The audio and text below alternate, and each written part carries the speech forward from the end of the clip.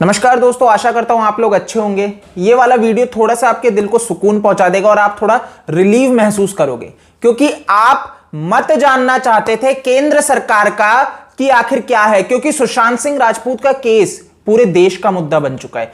पूरे देश की आस्था है सुशांत सिंह राजपूत को न्याय मिले इस विषय में। लेकिन क्या होता है कि केंद्र सरकार कुछ नहीं बोलती है, सीबीआई बिल्कुल बैठी है, लेकिन केंद्र सरकार की तरफ से कोई स्टेटमेंट या कोई जिक्र भी नहीं था उद्धव सरकार के ऊपर। उनके ऐसे गलत व्यवहार को लेके, ऐसी गलत तरह से सरकार चलाने को लेके, गुंडागर्दी करने को लेके किसी भी विषय पे मत नहीं दिया था केंद्र सरकार ने। लेकिन नरेंद्र मोदी का मत आ चुका है और ये आपके दिल को सुकून पहुंचा देगा। तो उसको एक बार आप खुद ही देखिए कि नरेंद्र मोदी ने कैसे अटैक किया है उद्धव सरकार के ऊपर और उनके बेटे के ऊपर भी। तो एक बार उसको सुनिए। क्योंकि 4 पीढ़ी समाज सेवा में लगी रहे, ये छोटी बात नहीं है जी। और खुशी की बात यह है कि हर पीढ़ी ज्यादा कर रही है, अच्छा कर रही है।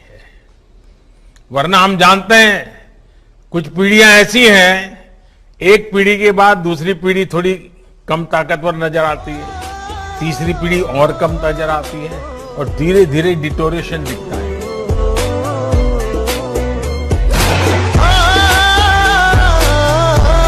बिल्कुल ये सुन के आपके कलेजों को भी ठंडक पहुंची होगी और एक उम्मीद की किरण जगी है। इससे ये पता लगता है कि जो ये बात हो रही थी कि क्यों नरेंद्र मोदी कुछ नहीं बोलते हैं, इतनी गुंडागर्दी चल रही है, इतना ये गलत कर रही है महाराष्ट्र सरकार, लेकिन उनकी तरफ कुछ शब्द नहीं निकलते। वो शब्द निकल गए इनडायरेक्टली। कैसे निकाल दिए? ये कलेजे को ठंडक ना पहुंचे तो और क्या है, और इन लोगों को तमाचा नहीं है तो और क्या है। अब आप देखते रहो, बिहार का इलेक्शन आने वाला है, 28 से चालू हो जाएगा, उससे पहले 302 लगा देंगे और मर्डर है ये प्रूव कर देंगे। अब देखो, आपको बता दूं, एम्स के डॉक्टर सुधीर गुप्ता ने रिपोर्ट लीक कर दी, उसके अंदर सुसाइड बता दिया।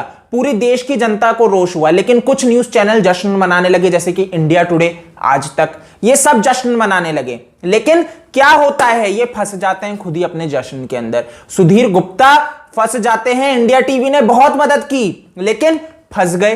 क्यों? आपको बता दूं कि भैया हेल्थ मिनिस्ट्री ने कह दिया है हमें पता ही नहीं था, हमें पता ही नहीं था एम्स की रिपोर्ट क्या है। तो भैया लूप में नहीं रखा कि हेल्थ मिनिस्ट्री को नहीं पता है, जिसके अंडर कंट्रोल में चलता है एम्स हॉस्पिटल। तो फॉरेंसिक टीम ने कंक्लूड कर दिया, सारी चीजें कर दी, और इवन इनके डॉक्टर सुधीर गुप्ता ने तो रिपोर्ट लीक कर दी।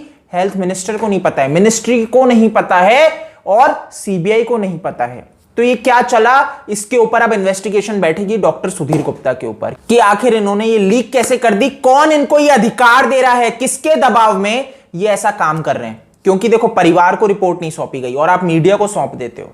ये सवाल खड़ा हो चुका है, खुद शक के घेरे में घिर चुके हैं और इनके ऊपर इन्वेस्टिगेशन बैठेगी। इनका लाइसेंस भी रद्द हो सकता है। डॉक्टर सुधीर गुप्ता का चरित्र इतना अच्छा नहीं रहा है, इनका इतिहास देखें तो ही समझ में आ जाता है कैसे ये सुनंदा पुष्कर के केस में झूठ बोल चुके हैं और बाद में जैसे ही सरकार बदल गई तो कह देते हैं भैया मेरे पे पॉलिटिकल प्रेशर था इसलिए मैंने ऐसा किया। वाह, अब किसका प्रेशर है ये भी आप बता दो कि कौन है वो जो आपको ऐसा करने पे मजबूर कर रहे हैं। क्या आपने रिश्वत ली है या फिर आप पे दबाव बनाया गया है? देखो, नरेंद्र मोदी ने हमला कर दिया इनडायरेक्टली बहुत अच्छे से उद्धव सरकार के ऊपर, और ये बहुत जरूरी भी था इस समय।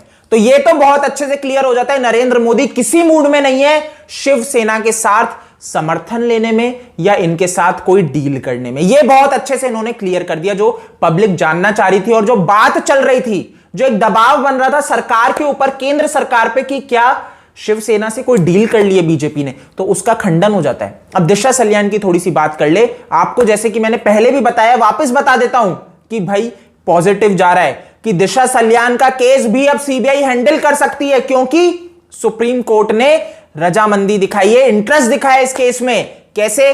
आपको ध्यान हो कि भैया जो लास्ट हियरिंग हुई उसके अंदर इनके लॉयर ही नहीं पहुंचते हैं। सुप्रीम कोर्ट यहां पे केस को रद्द कर सकता था, लेकिन वो सुनने में इंटरेस्ट है कि क्या है विषय, पूरी चीज।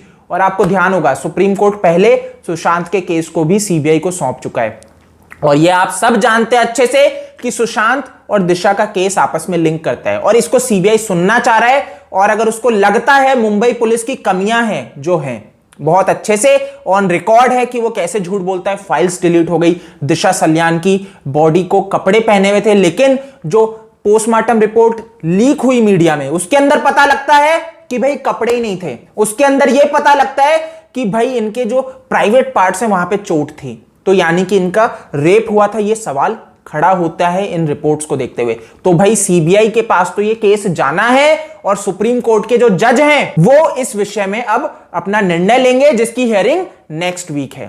तो पूरी एक पॉजिटिव होप जा रही है कि सीबीआई अब दिशा सल्यान का केस भी मैनेज करेगी और सुशांत और दिशा को न्याय जरूर से मिलेगा। देखो दोस्तों, डॉक्टर सुब्रमण्यम स्वामी ने यह सवाल भी खड़े कर दिए हैं सीबीआई के सामने कि आखिर मुंबई पुलिस ने जो ग्लास था जिससे कहा गया जूस पिया गया, उसको एग्जामिन क्यों नहीं किया, क्यों वो गिलास को इधर उधर कर दिया जाता है। ये सवाल उन्होंने खड़ा कर दिया है कि सीबीआई को यह विषय में लेना चाहिए। और बिल्कुल सही सवाल भी है कि भाई क्यों, मतलब ये सवाल कुछ आपको अगर पता है वो मैं एक बार आपको वापस याद दिलाना चाहूंगा कि क्यों जो वीडियो था, जो वीडियो कैमरे थे, जो सीसीटीवी थे वो बंद थे। ऐसे एक बड़े एक्टर की मृत्यु हो जाती है और उससे एक रात पहले सीसीटीवी बंद हो जाते हैं।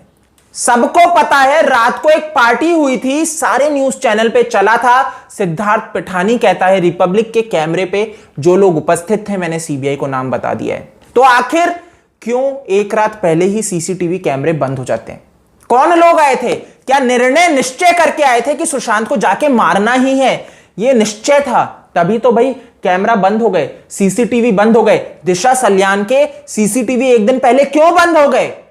ये दोनों एकदम ऐसा तो नहीं है कि भैया अकस्मात हो गया, नहीं, ये पूरी सोची समझी साजिश है। पहले दिशा सल्यान को मारा, उसके बाद सुशांत डर जाता है। दिशा की मौत के बाद वो क्यों अपनी मीतू दीदी को कहता है कि भैया वो मुझे भी मार देंगे? तो यानी कि ये बहुत बड़ी सोची समझी साजिश है और सुशांत की हत्या की गई। और जो इस चीज को नहीं देख रहे, जो इसको ये बोलते हैं कि भाई ये सुसाइड है, उनसे बड़ा मूर्ख कोई नहीं है। वो जस्टिस फॉर रिया जैसे चैनल को ही सुने, उनके लिए वही बेटर है। बाकी तो वो जीवन में कुछ करें या नहीं करें ये भी कह पाना बहुत मुश्किल है। देखो, अगर आप झूठ के साथ खड़े रहोगे तो पतन ही होना है। जो आज बॉलीवुड का हो रहा है ये पतन ही होना है आपका, अगर आप झूठ का साथ दिए।